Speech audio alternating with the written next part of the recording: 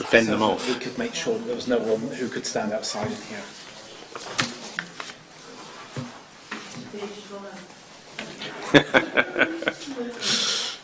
Okay. She's probably at the bottom of the stairs, I expect. Welcome back. Okay. Item 6. General Finance. A. Schedules of payments to consider and endorse. Any questions? I'm aware that the Deputy Mayor produced a list of questions. I hope they've been answered adequately. Yes, I apologise for them being so late, and I'm very impressed that they were answered so speedily, so thank you very much for that. Thank you. Is there anything you wanted to pick up from the answers? No, I don't think so. Okay. Does anybody else have any questions relating to that item? Okay, so we consider and endorse. Proposed, seconded, agreed? Thank you. Okay. B, Budget Monitoring Report. Consider and endorse.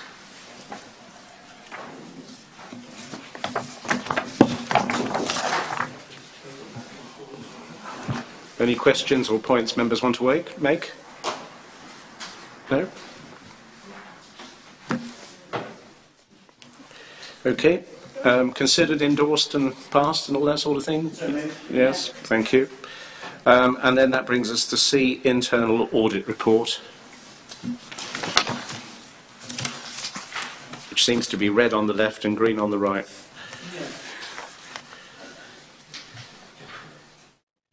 I understand that the auditor will be attending Council on the 11th of December. You'll have an opportunity to ask questions then, and that meeting will be preceded, now contain your excitement, with training on GDPR.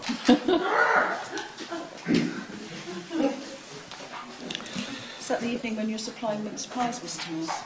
11th of December, which is getting close, isn't it, to mince pie time? It might be an incentive to get people to come early, yes. That's a good idea. Okay. So, report considered? Any questions? No. Thank you. Okay. So in which case we'll move to item 7, Budget and Policy Committee, to consider the minutes. Deputy Mayor. Thank you, Mr. Mayor. I rise to present the minutes of the Budget and Policy Committee held on Tuesday the 16th of October. 151 apologies for absence, 152 confirmation of minutes, 153 declarations of interest, items for recommendation to Council, 154 budget preparation and precept setting 1920. It was recommended that the report be received and the approach proposed for the budget setting process for the 2019-20 financial year be adopted, including adjustment for the localisation of council tax, and a further report be brought before the next meeting of the committee outlining how best to manage projected spend and any necessary precept increases within prudent thresholds. Thank you. Councillor Sheldon. I'll propose the recommendation. Thank you very much. A seconder? Councillor Palfrey, and all in favour? Thank you very much indeed. Okay. 155 service plans brackets community services. It was recommended that the Tavistock Town Council endorse and adopt the community services plan as the basis for the delivery of related council services 2018-19 and the accompanying service risk register. We have a proposer, Councillor Palfrey, and a seconder, Councillor Sanders. And all in favour? Thank you very much.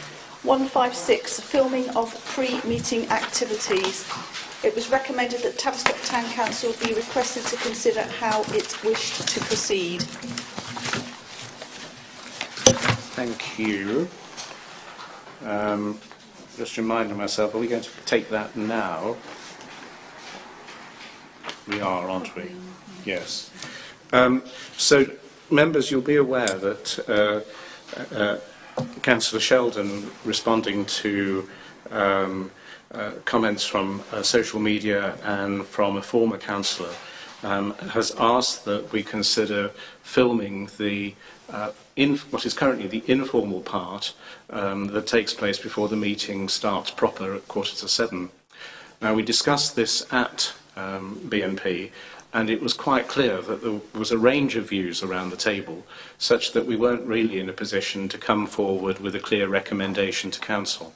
So we felt that it was better that you were given an opportunity to discuss that here and see whether we can come up with a way forward.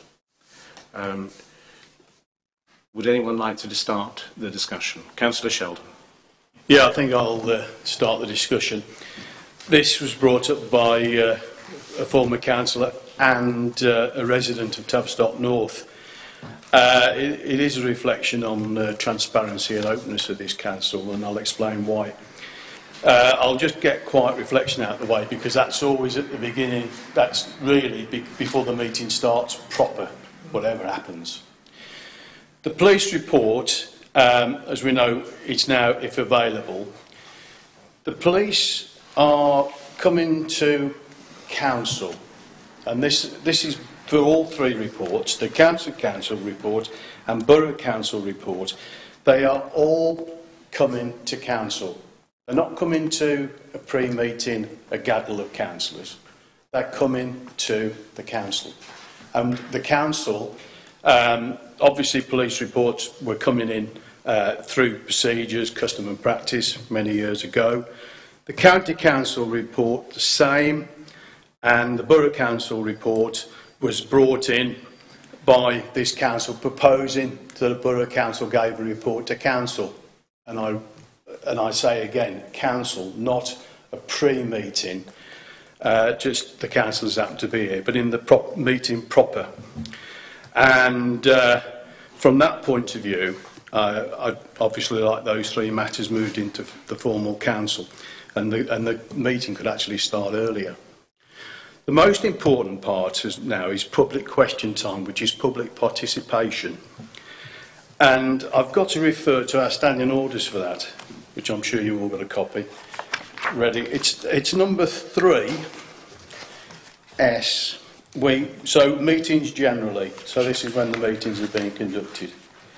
So, yeah, it's in the diaries as well. 3S. The minutes of a meeting shall include an accurate record of the following, and it goes to say the time, the place, the councils present, etc. That's what for, whether a council or non-council with voting rights left the meeting, that. And then it says, if there was a public participation session. The point is that is whether there were public questions or not, for the accuracy of the minutes. If anybody reads those minutes, they will not see. They may see it on the agenda, but they never see, unless somebody's come along with something a bit contentious and there may be mention of it. But it should be there if there was a public participation session. And that goes on to quite a long section, all within a meeting. And in fact, I can't. I did make a note of that. That's probably why I can't find it now. And it goes into another section about public participation, particularly how it's carried out. And I'll do this from memory now because I can't remember where it was. But basically, that can last up to 30 minutes, and members of the public can have 3 minutes each. So what I'm saying is that if that's moved into the actual council, then that makes it official. If public participation is done at Cornwall, done at Devon, where it's recorded, then people know that they're coming along to a council meeting, and we've got notices, and they know that they're going to be on, not on television, but it's a webcast. Webcast is increasing with councils, and if public come along, I don't see any problem with the public. We've never, well, we don't get any public here, but well, sometimes we do on more contentious issues. But if we hear them outside council, I don't believe that's proper, and it should be within our standing orders that the job's done properly. That's all I've got to say about it. So I am going to propose that, I know we're discussing this, I'm going to propose that the police report, the county council report, the borough council report and public question time is moved into the council meeting. I'm not going to say we're changing the times of the meeting because that's not within my remit at the moment, but the meeting could start at 6:30 instead of 6:45 p.m. Thank you. Okay, thank you. So we have a proposal. Do we have a second? A number of seconds. Can I just clarify Hang that? on. Can I just clarify first? Yeah. Do we have a seconder? We have lots of seconders. Councillor Hutton's hand, I think, went up first. Do you now wish to debate this issue? Well, I have a question. Please. Is your proposal to change the statutory orders, or is it to get the fill? Because as I see it, it's looking like we're going to change the statutory orders here. Standing orders. Standing orders, sorry. Standing orders. No, the proposal within the standing orders that we have, which were a sort of NELC copy and paste, they're very national. These are national. This is interesting, and you brought a good point up there, because these are national orders about public participation, which we call question time, and it's in our standing orders. It's not to change those. With the standing order, with the police report, the county council report and the borough council report, council has decided that they want those reports.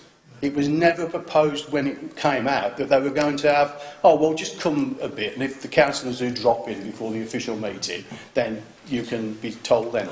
So I'm just bringing it into the official meeting. Yeah, please, Paul. The question I have is, by moving them into the meeting, does it then create an obligation on the police, the borough council and county council to attend and give those meetings? And if having moved them into the meeting and there is a persistency about those reports not arriving, what are we then going to do about it? Are we going to stand on our honour and say, well, it's part of the meeting, you haven't been turned up for 5 years, what's the point of it all? I just hypothesise, well, the police haven't been here for several months since the tragic events around recent death, of which we heard a very candid report, which was presumably partially privileged, I don't know, and it's now part of the meeting. It could be a potential problem, and this was discussed a little bit at Budget and Policy. Yeah.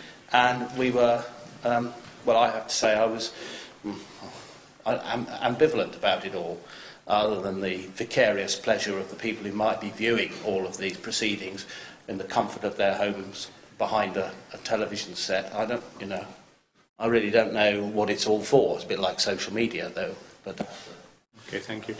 Councillor Sanders, then Councillor Hutton, then Councillor Squire.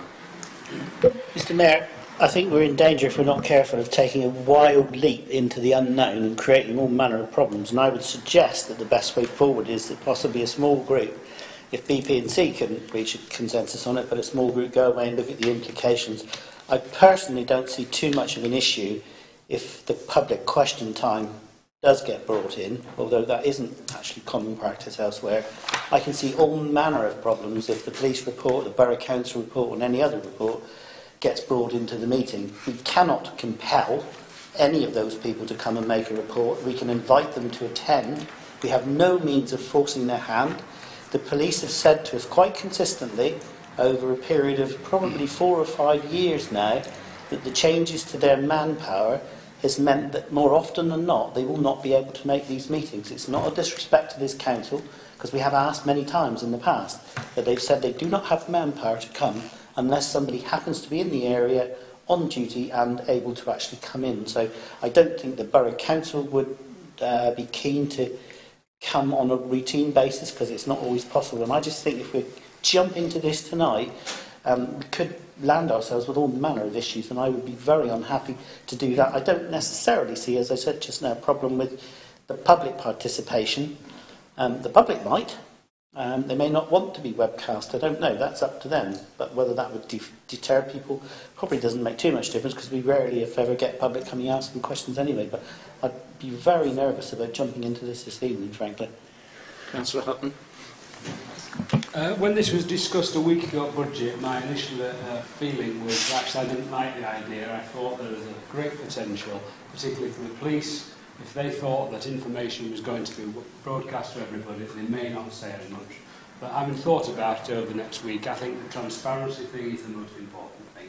Basically, why should we be in a position where we can hear this information that everybody else is not allowed? So I've changed my mind. I think that's why I want to second it. I think it's important we have transparency.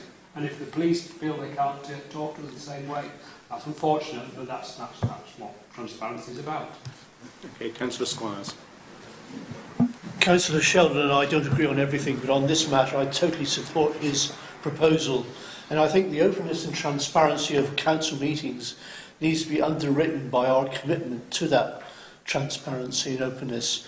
One of the issues of public participation is possibly its lack of participation. This would, I think, serve to increase that possible involvement and participation. And it's a discipline for us all to be able to utilise the public space, including other official bodies representing themselves to the council. We represent the public, and therefore I think our work needs to be evidenced as such, and I would therefore support the proposal wholeheartedly.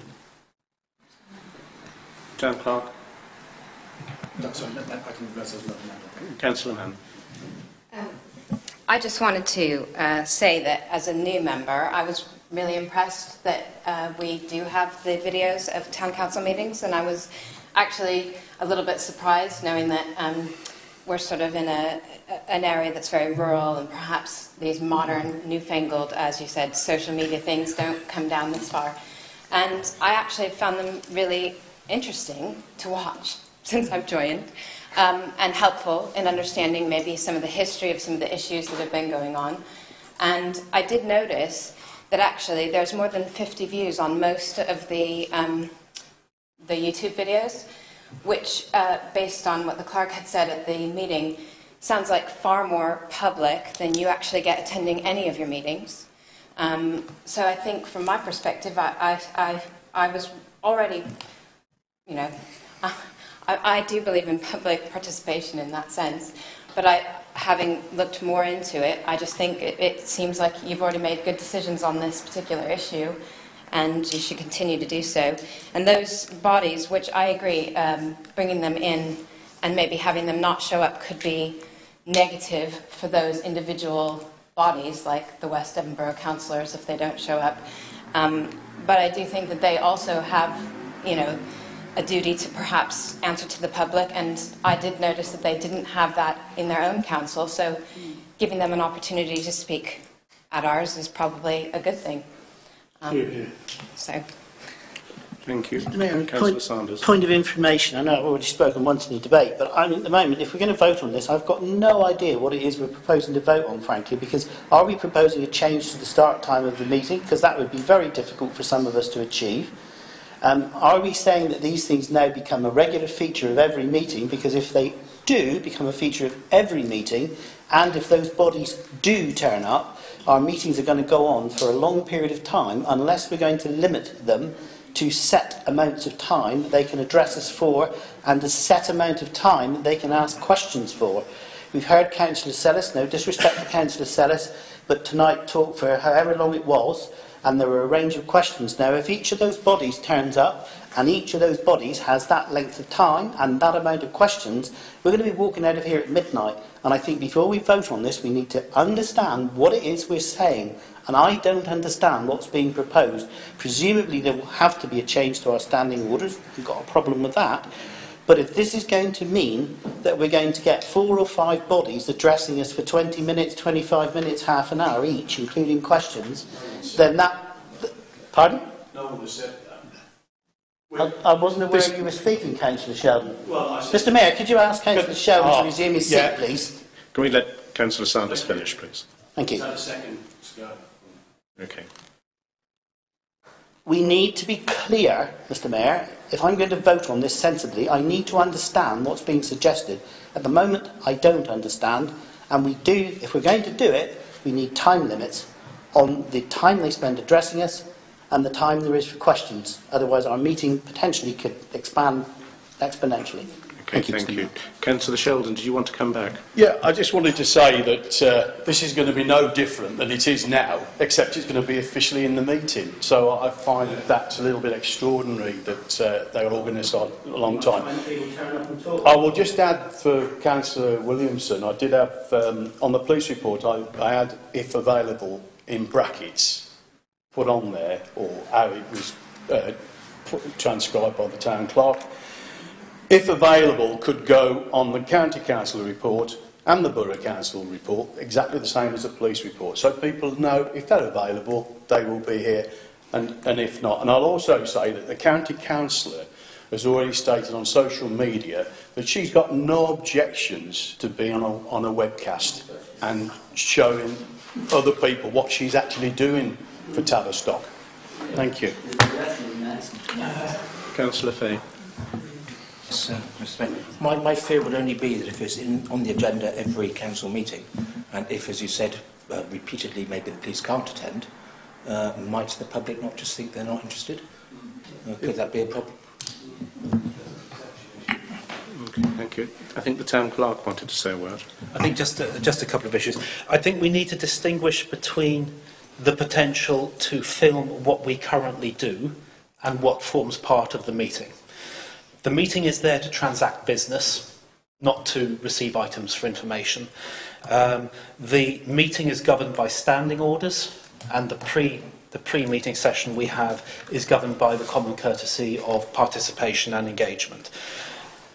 Certainly, whilst there are issues on both sides, in relation to the filming of the informal section that we currently have, there is no material issue in relation to that. It would just be seeking the consent, and you're still going to have the consent of people because you can't require them to appear in a public arena. So you're going to have to ask for the consent whether it's in the meeting or outside of the meeting. I would say if members are minded to go down this route, you achieve exactly what you want to achieve by not having it in the meeting. If it's going to be in the meeting, you're going to have them governed by standing orders. You're going to have to limit what they do and what they can say. You're going to have to limit their ability to make party political points or other points. You're going to have to regulate the way in which they conduct themselves and how they go about doing it. If you're going to do it, rather than turning us into a Dibley-esque kind of council, because that's really where this is in danger of taking us, let's film what you've got before the meeting, as is, with their consent, because you'd have to have it any which way. Keep it as it is. If you're going to put it in, I think the points Councillor Sanders has raised are absolutely correct. There is a considerable amount of work to be done, plus the fact you're going to be changing standing orders. You're going to need to go back to the Standing Order Review Working Group. You're going to then need to have some recommendations coming through in and around how that could operate, and that's going to take you some time to do. Why not trial it on the basis of where we are, see how it works, and then consider it after we've had an opportunity to run a pilot maybe for 6 months.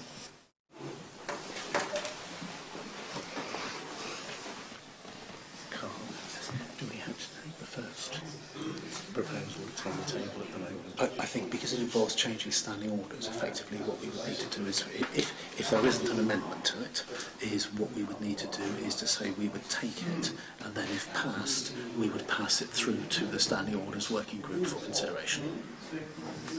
So effectively you take it, but then you have to refer it on for consideration, because we would have to look at how the standing orders would be changed and what the protocols would be in terms of politicisation and that side of things.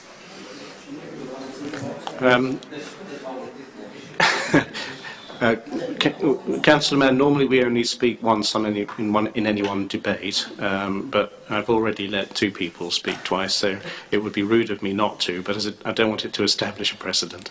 Please go ahead.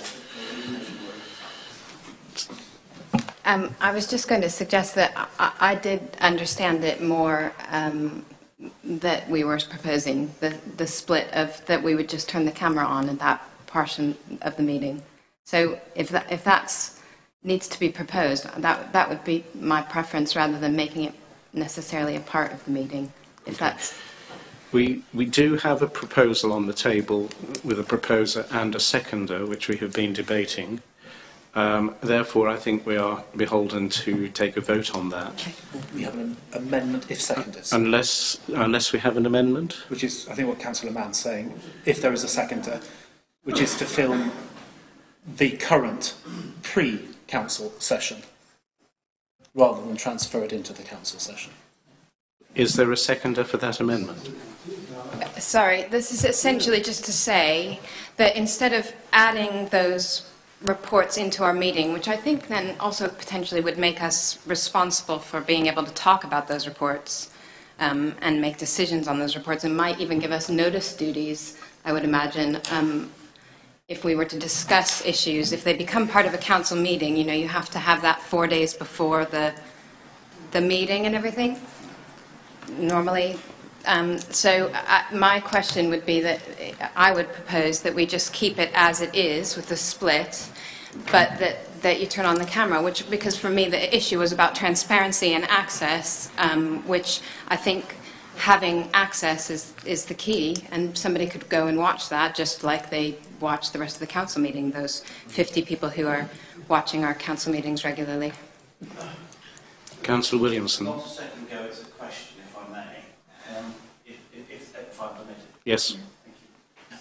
My question is, therefore, if it's out with the meeting, as it is at the moment, do the people who are presenting their reports have a right to say, I'd rather I'm not filmed? And do councillors sat in this room who are listening to it, can they absent themselves legitimately so that they're not filmed, or do they exercise an explicit, I'm not going to be filmed, turn the camera off? I'm not really clear about that.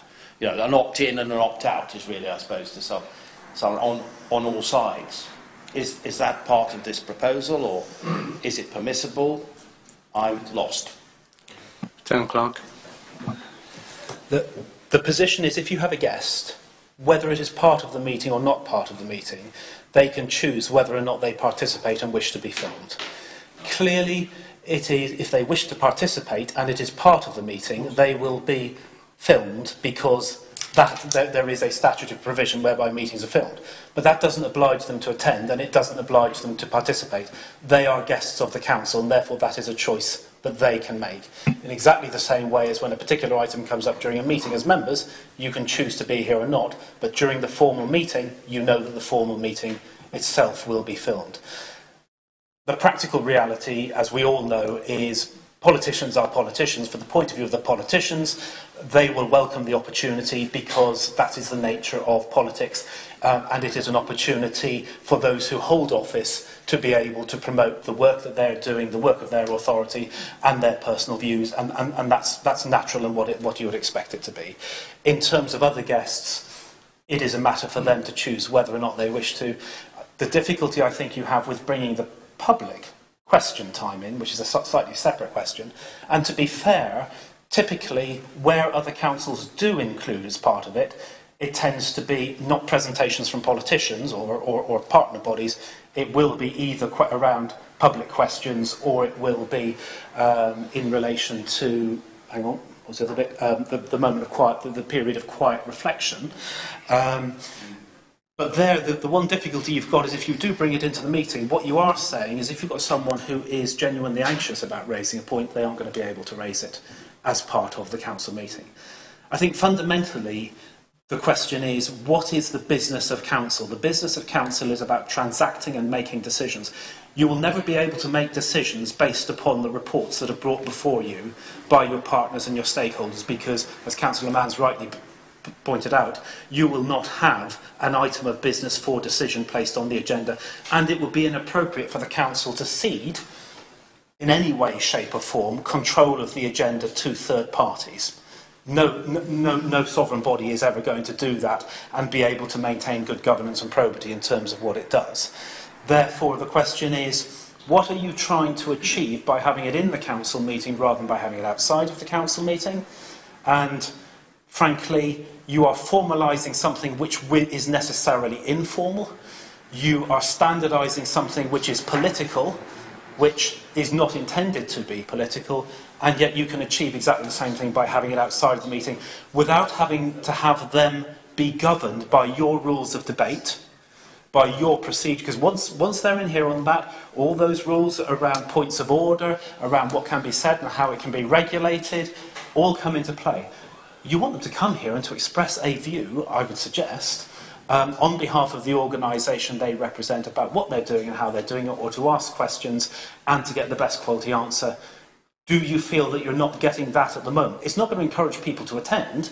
Those who attend will attend and those who won't. But it will change the format of that, and it will change the degree of control you have over that. And it will inevitably mean that as you run down towards things like elections, it will be inappropriate to actually have politicians coming and standing, not just during the PERDA period, but probably for 3 months beforehand, because you're going to be giving a platform, keep it informal, and that is not an issue. Thank you. I think my Mr Mayor, a point of information again, please. This is not me speaking again, it's a point of information.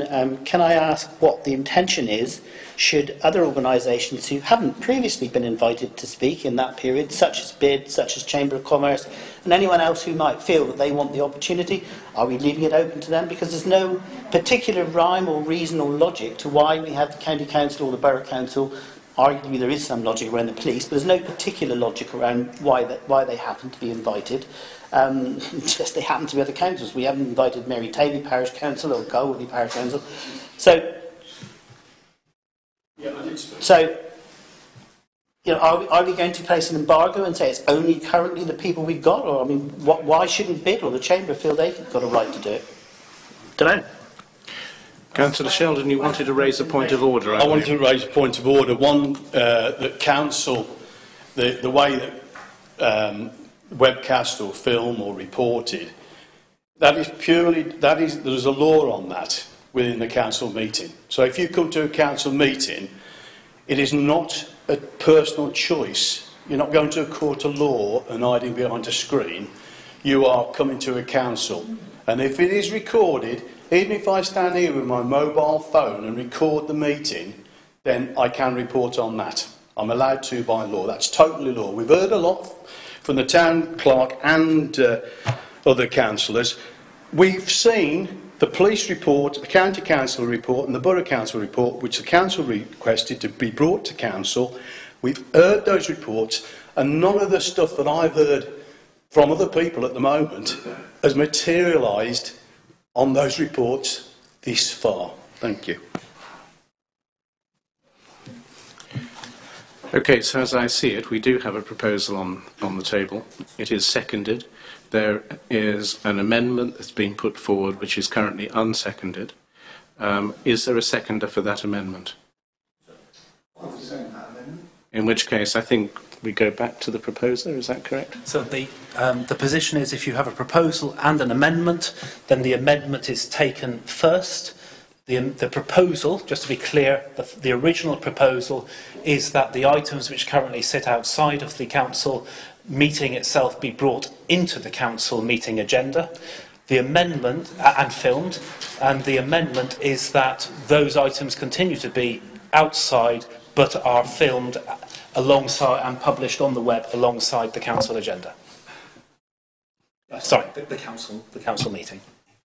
Okay, so that's the sequence. We take the amendment first. So, point of order. If we'd had that situation and it had been an amendment, then it had been put to the original proposer to see if they accepted that amendment before it went for the vote. I don't accept that amendment. Thank you. Where does that leave us? So, Mr Mayor, that means that the vote in the first instance is on the amendment, and that is whether or not to film the pre-meeting proceedings as currently included on the agenda and publish them to the web in future. And that's Councillor Mann's amendment. Sorry, again, on a point of clarity or information, we do often have pre-meeting issues when developers and other people address us. So the wording the clerk has just portrayed includes anything, I assume, that's part of the pre-meeting agenda. That's the wording I've just heard. It would be, and I'm looking to Councillor Mann as I speak, it would be anything which is included on the agenda paper currently. So if, for the sake of argument, yes, you had a plans presentation which was included on the council agenda as part of the pre-meeting, then I think the answer to that is yes. If it wasn't included on the agenda but was a separate letter went out, well, that would be something council would have to decide in relation to the so your training next time on GDPR, which will be on the agenda, I am presuming will not be filmed, but maybe it will be. I don't know. Councillor Mann. Just a quick clarification. All of those items are currently public, so correct? Am I? These items are, yes. Yeah. All the pre-meeting is already currently open to any member of the public, and any member of the public could currently come in and report everything that happens during that time anyway.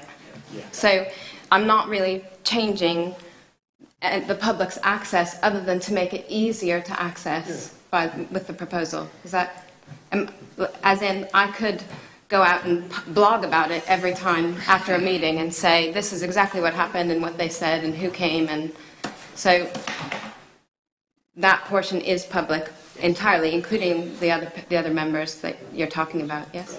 Okay, Yeah. all right. So we take the amendment.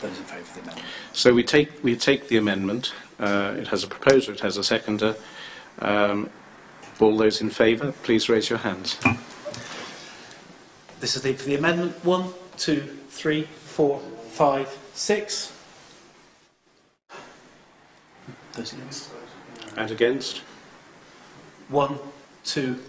Sorry, start again. 1, 2, 3, 4, 5, 6, 7. So the amendment is lost, which means that we revert to the original proposition, is that we refer the matter, or we bring the matter into the meeting proper. So those in favour? 1, 2, 3, 4, 5, 6, 7. And those against? 1, 2, 3, 4, 5, 6, 7.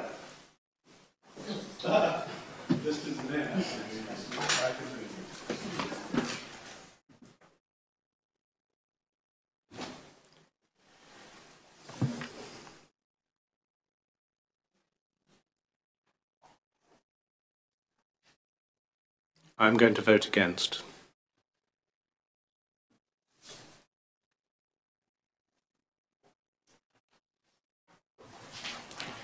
But I'd like to make a proposal from the chair,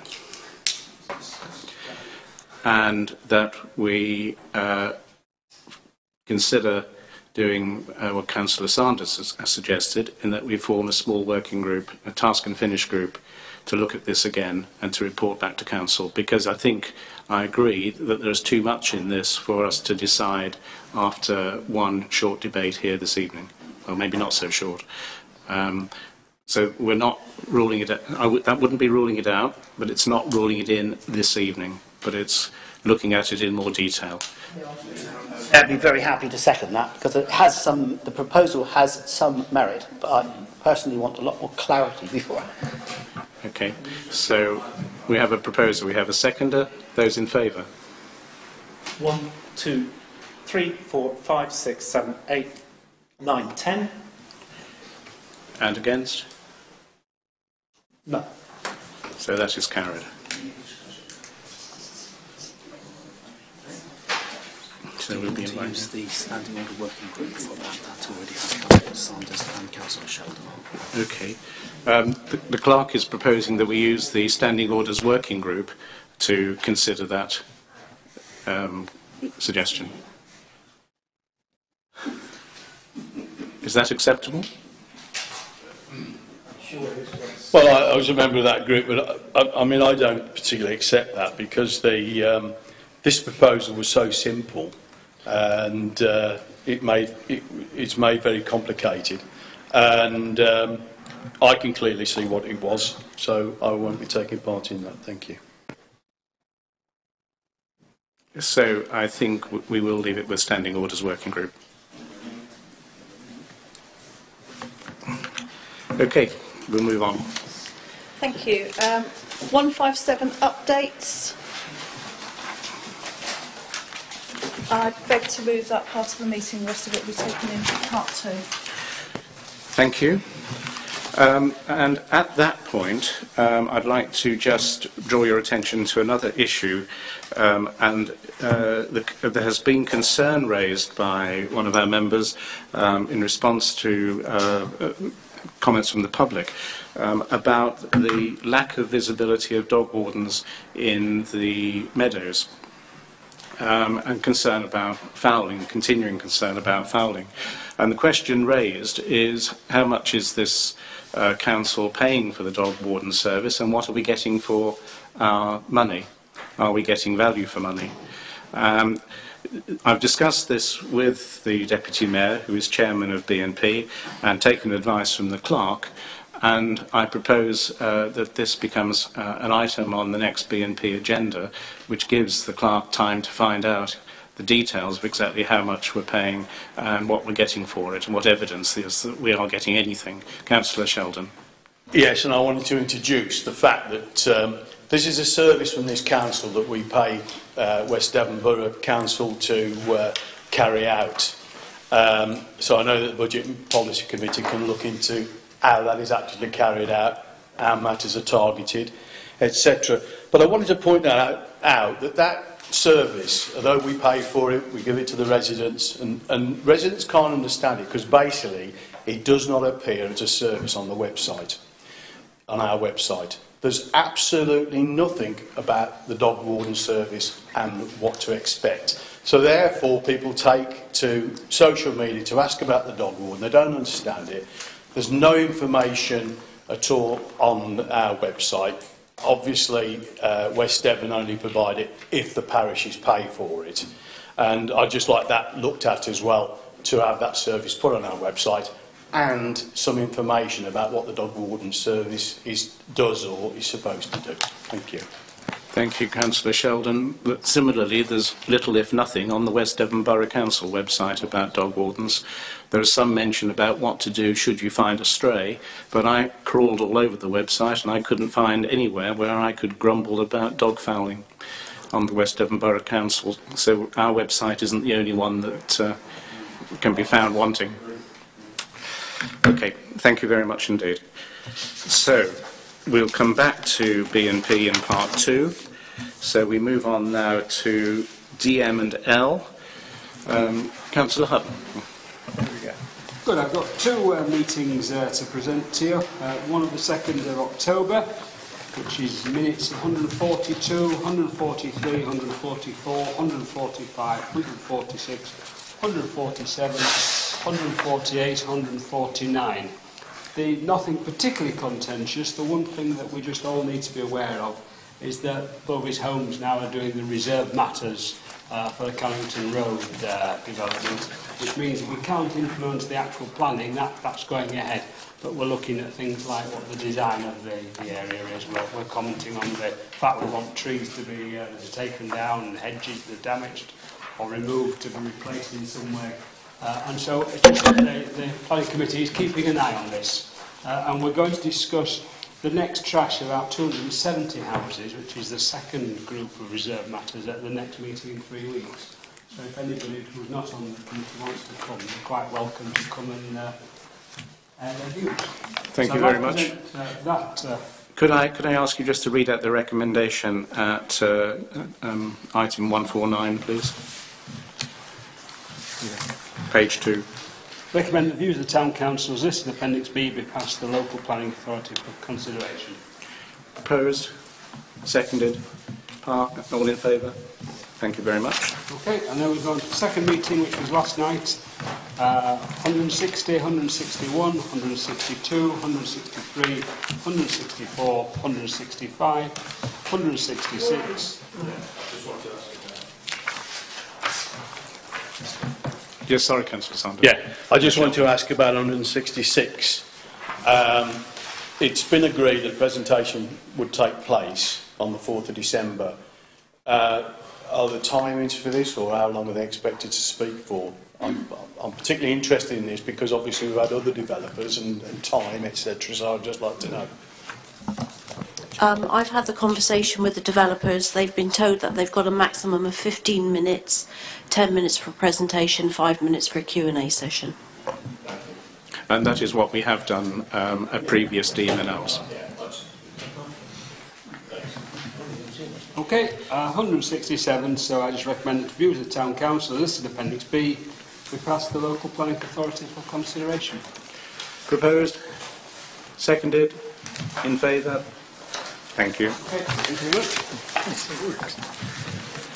So that brings us to item 9, to receive for information the following service reports. The first one is the General Manager. It's enclosed in your bundle, so hopefully you've had an opportunity to read it. Does anyone have any questions for the General Manager, please? No.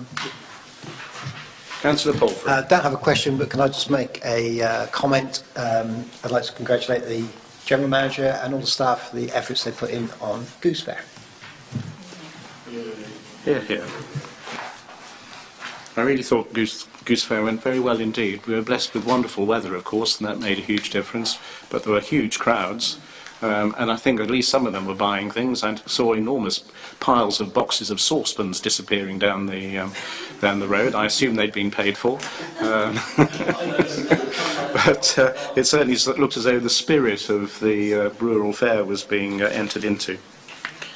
So no questions, no? Okay. So 9.2, Works Department. Are there any questions? Thank you. Anybody else? 9.3, Town Hall Manager's Report. Councillor Palfrey. Can we just recognise the fact of the previous town manager and the assistant town manager for the work they've done in the years and the contribution they've made to the council and the community as a whole, please? Yes, here, here. I think we're going to miss them, aren't we?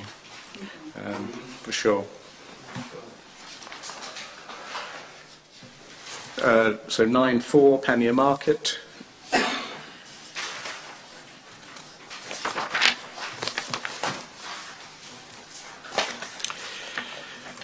Item 10, Finance and Other Matters.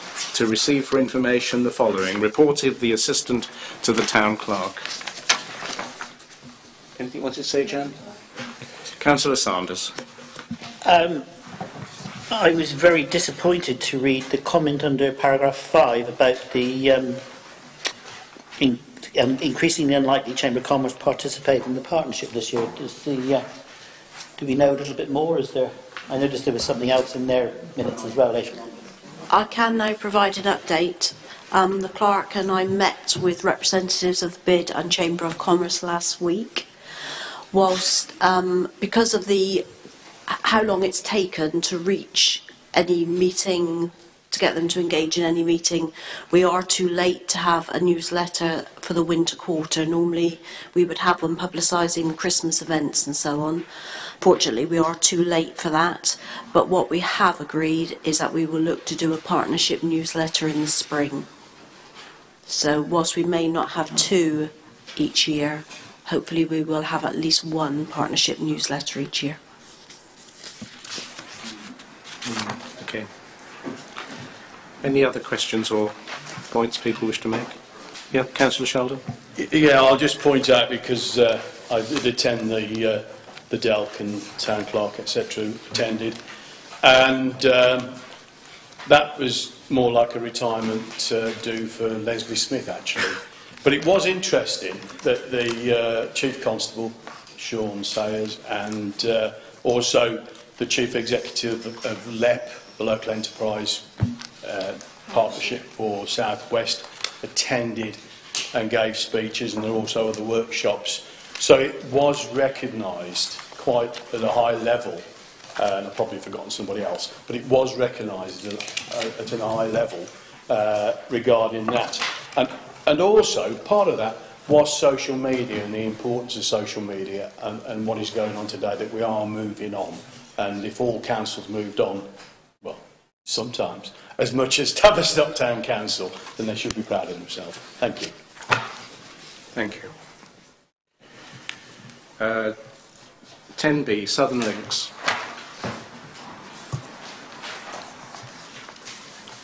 10C, Guildhall Gateway Centre, oral update, Town Clerk. Just to say there's no formal update at this stage.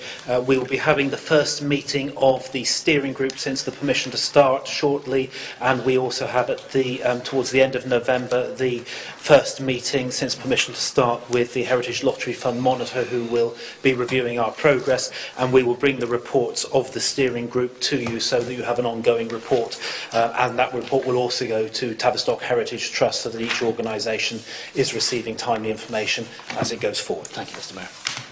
Okay, thank you. 10D, Goose Fair operational meeting.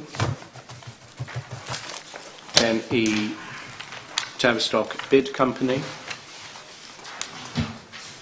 Deputy Mayor. Thank you, Mr Mayor. I wonder if I could ask Councillor Williamson how many members need to be present for it to be quorate, because there were only 4 members of the board there, plus the manager. I think the clerk, the company secretary is the accountant, and he said the meeting was quorate. I think it's actually a surprisingly few number of directors. That was on the 19th of September. Since then, the board has been reinforced with 2 new directors who have got to be appointed through Companies House, but they were voted in at the AGM last Thursday. And I can speak about the AGM if it's helpful, but that's not what we're looking at here. We're looking at the minutes of a meeting that's gone. It's up to them there. Deputy Mayor. I'd find it most helpful if you could speak, if the Mayor allows it, please. The Mayor allows it. Right, I attended the annual general meeting. New chairman was appointed, Mr Kevin Haley, and he conducted the meeting. There were 2, it was reasonably well attended by the bid levy payers, who were lobbying principally about the Christmas lights and expressed a lot of concern about the spending of the bid board on hanging baskets. The takeaway for me as the bid director for the town council, because the town council waters the hanging baskets and charges the bid money for doing so, was what the council doing for the bid acceptable? And the second question was about the Christmas lights going on early enough to catch the Christmas trade, and there was some discussion about the date of switch on and whether that was made into an event, and then whether there was another event around Dickensian. There's a lot of operational factors affecting the switching on of the lights, even their putting up, which the council does, and the works manager has given me a lot of privileged information about a background, which I'm not going to share here, but I've now been fully appraised about it, and there's I will do my best to convey to the bid board what the town council will try to do for them, and I think that is a fair comment, isn't it, works manager, without going too far? Yes, good. And regarding watering of hanging baskets, the bid board has got to make a decision about what they want to do, whether they want to retain them, whether they want the services of the town council to water them, or whether they want to go another way. So out of the AGM and my questions to the operational side of the council, I'm now in a much better position to provide helpful information as a board director and exercise my duties as a company director, which I have to do. And I think that's probably sufficient for this forum. Thank you. Councillor Sheldon. Yeah, I'd just like to ask a question about the hanging baskets, because a lot of people do seem to think that the council, because they're watering them, they actually pay for them. We know that isn't the point, but I think a lot of people do. Is there anything that BID could actually do, or have a sign or anything like that on the Tavistock Town Council lorry saying BID hanging baskets or something? You know, could that be put forward, that something could just give that little bit of, because times are getting tight with money, etc., and if they think we are paying for the hanging baskets, then it's more reflected on us. Is that possible?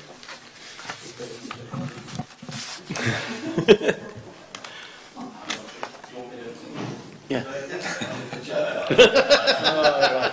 Hanging baskets. I think it's probably a good idea. It's about partnership working, and the notes I've been given and what we've heard from the assistant to town clerk about the effectiveness and workability of partnership working leaves something perhaps for improvement. And maybe your suggestion about the town council working for the bid, watering their hanging baskets for a fee or whatever it is, may be a fair thing to do. But I think it's a bigger matter than just the hanging baskets. The Town Council does a lot for the bid in its partnership working. A lot of that work is invisible and actually brings the Town Council into a situation where it's criticised for things it does or has no responsibility for. In effect, like this evening, it gets a hospital pass from the Deputy Mayor to a member who happens to be trying to engage with the bid. So I'm starting to get into territory where I hope to have some effect. I don't regard it as political at all. It's service. And we've already had that discussion this evening about what is politics. We didn't have a discussion about service, and I think the Town Council provides a lot of service to the bid. A lot of it's unrecognised. Thank you. Councillor Fay? As a contributor to the bid and a recipient of the baskets, the actual baskets themselves, the plastic things have the Tavistock bid written on them as a sticker, so people can be aware of that it is the bids separate from the council. Okay, thank you. Shall we move on? So F is Town Hall and Markets Consultative Group. Councillor Sanders? I was just slightly concerned, and maybe I don't need to be, but under para 4B, first bullet point, initial problems with toilet facilities in the market, confirm most had now been addressed. One, I didn't know we had problems with the toilet facilities in the market. And two, when I see most have been addressed, I interpret that as meaning we've still got problems. General Manager, could you take that one?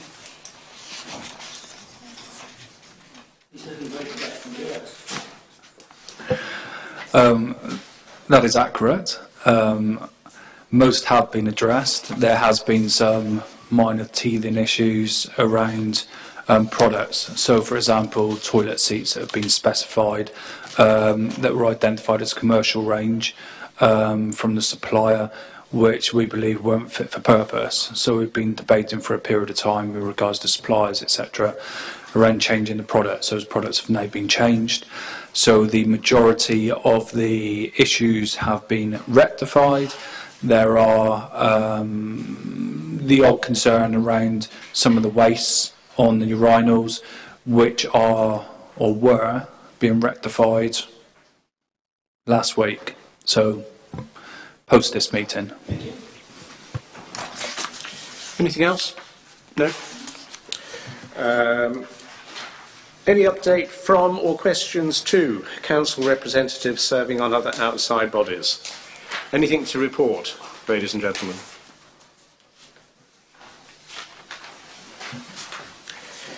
Okay, 11.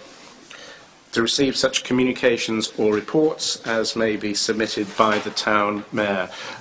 You will have found tabled at your places a letter from the Director's Executive Assistant of Blue Cedar Homes, who it appears have a project community fund, and in the wake of building new houses up at Kelly College, which I see are called Kelly Gardens, they're going to donate up to £5,000 towards good causes within the local community. And we are being invited to assist them in communicating the existence of this scheme and in the selection of beneficiaries. So that's the information. I'd be interested in your views on how we should proceed. Councillor Williamson.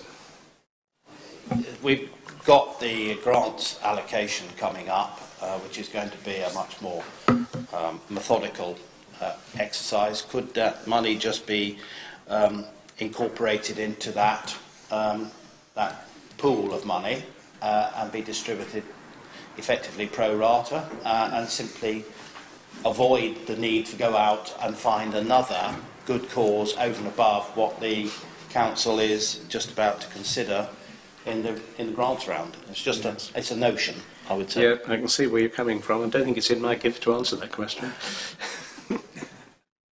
I second that.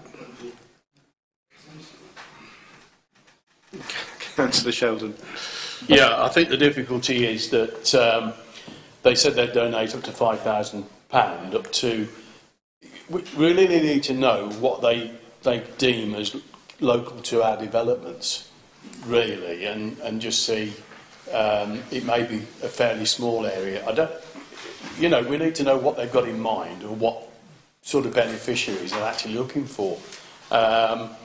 I think it would be very difficult for someone from the council to be involved in it until you actually know what they're looking for or how far the scope of their community goes.